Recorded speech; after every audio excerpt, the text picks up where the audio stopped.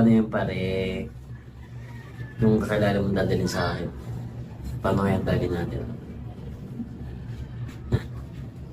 Siguro man kaya niya naman. Siguro palaban din. Pero sinabihan ko din naman yun. Ibig sabihin ko is, yung ano ba, yung sila kasi ng tattoo, ano. Siyempre, ayoko din naman mapahiya ka na, kanyari, dinala mo siya, tapos bigla siya magugulat. Nasa ego pa rin tattoo.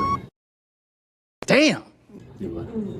Sinabihan ko naman siya about dyan na may maselang part. Sabi niya, itatago niya nga lang din yung mukha niya, gano'n.